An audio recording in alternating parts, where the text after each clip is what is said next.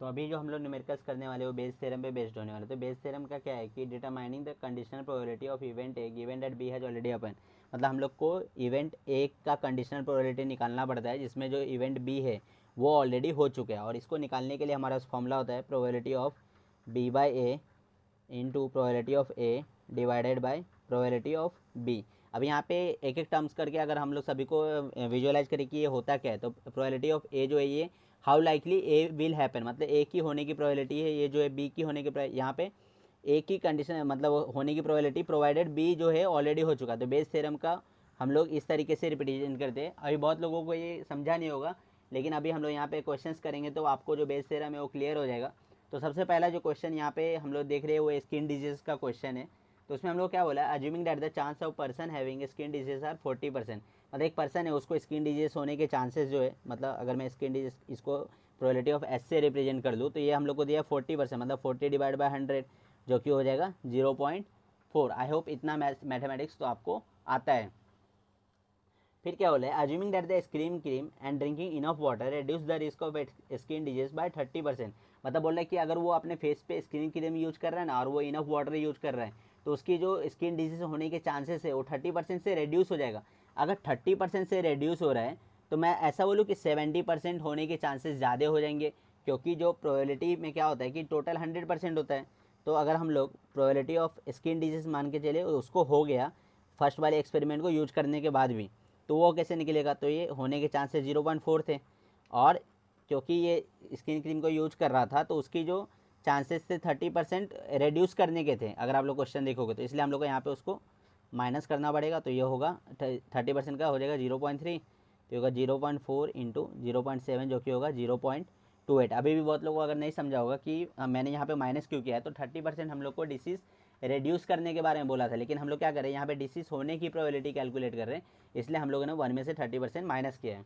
फिर क्या बोला क्वेश्चन में कि and the prescription of certain drug reduce the chances by 20%। मतलब अगर वो ड्रग यूज कर मतलब कोई टाइप की मेडिसिन यूज कर रहा है तो उसके स्किन डिजीज होने की चांसेस जो है वो रिड्यूस हो जाती है 20%। तो यहाँ पे अगर वो सेकंड वाला एक्सपेरिमेंट यूज कर रहा है तो उसकी जो स्किन डिजीज होने के चांसेस है, ये तो 0.4 उसके तो होने के चांसेस है, 1 माइनस 0.2% से जो है वो कम हो जाएगा। तो ये होगा 0.4 इंटू 0.8, जिसका आंसर हम लोग को मिलेगा 0.32। तो ये हम लोग को प्रोबेबिलिटी यहाँ पे मिली कि अगर उसने सेकंड एक्सपेरिमेंट किया अपने फेस पे तो उसको स्किन डिसीज हो गया।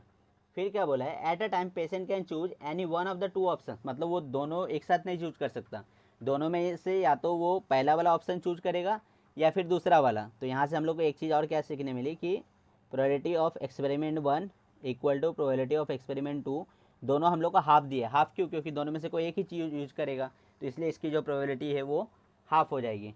तो हम लोग को क्वेश्चन में अभी पूछा गया है, find the probability that patient pick the option of skin cream and drinking enough water using the Bayes theorem. तो हम लोग क्या बोल रहे हैं कि वो पेशेंट जो है ना उसने यहाँ पे क्या किया कि फर्स्ट वाला ऑप्शन चुना जो कि एक्सपेरिमेंट 1 था, क्योंकि इसमें क्या दिया कि उसने स्किन क्रीम अप्लाई किया और इनफ वाटर पिया। तो ये फर्स्ट वाला एक्सपेरिमेंट था, फिर भी उसको जो है ना स्किन डिसीज हो गया। तो इसको बेस थ्योरम के फॉर्मूले से अगर हम लोग कैलकुलेट करेंगे तो होगा प्रोबेबिलिटी ऑफ यहाँ पे स्किन डिसीज हो गया अपॉन फर्स्ट वाले एक्सपेरिमेंट करने पे into probability of experiment 1 upon R. Probability हमेशा क्या होता है, total number of desire outcome upon total number of outcome. तो ये हम लोगों ने तो सिर्फ फर्स्ट वाले के लिए देखा ना, हम लोग को सेकंड वाला भी कंसिडर करना पड़ेगा। तो ये फिर से होगा experiment 1 into probability of experiment 1 plus उसको स्किन डिजीज हो गया प्रोवाइडेड एक्सपेरिमेंट 2 करता इंटू प्रोबेबिलिटी ऑफ एक्सपेरिमेंट 2। तो ये हम लोग प्रोबेबिलिटी का बेसिक सा फॉर्मूला यहाँ पे लगा रहे हैं कि नंबर ऑफ डिजायर आउटकम अब टोटल नंबर ऑफ आउटकम। अब इसकी वैल्यू हम लोग को पता है वो कितना है 0.28, तो हो जाएगा 0.28।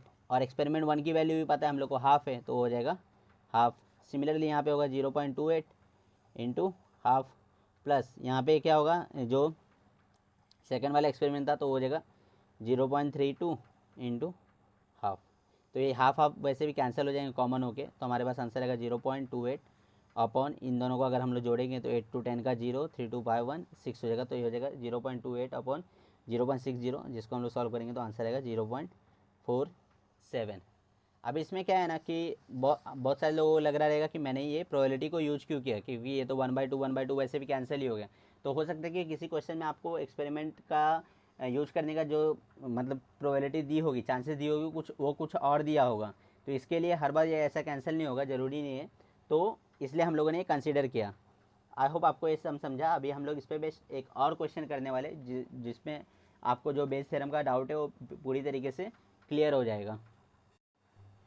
तो ये वाला क्वेश्चन अगर आप लोग देखोगे तो यहाँ पे हम लोग क्या दिया है, 3 identical boxes contain red and white ball. तो हम लोग को यहाँ पे 3 बॉक्सेस दिए हुए जिसमें रेड और वाइट बॉल रखे हुए।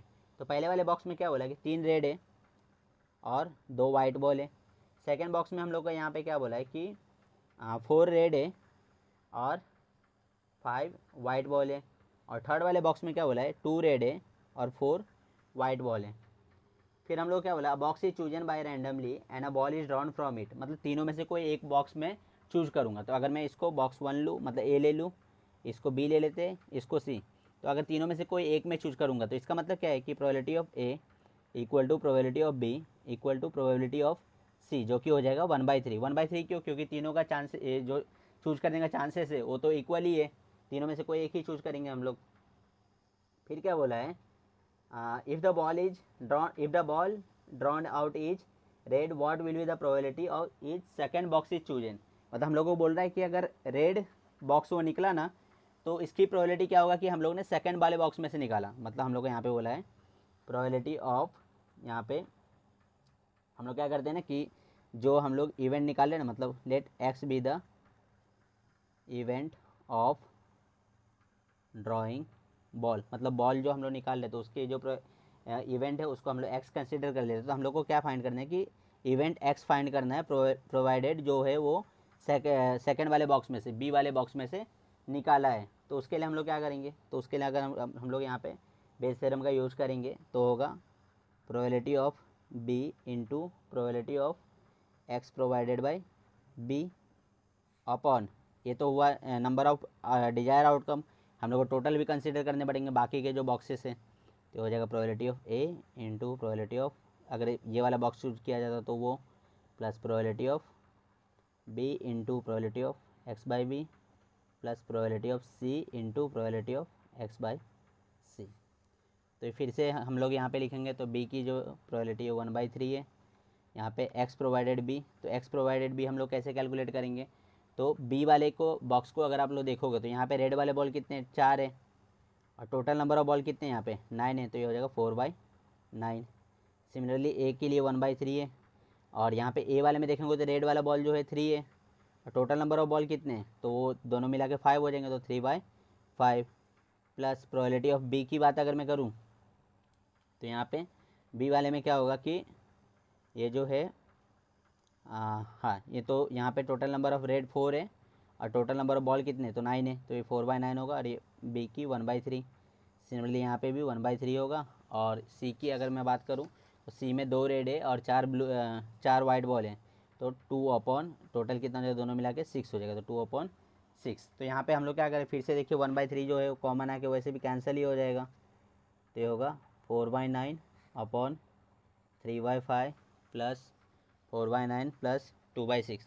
तो जब भी आप लोग इसको पूरा सॉल्व करोगे ना तो आपको आंसर कुछ ऐसा आएगा 10/31। क्योंकि हमारे पास टाइम कम है तो मैं पूरा कैलकुलेट नहीं कर रहा हूँ, मैंने ऑलरेडी कैलकुलेट करके रखा है।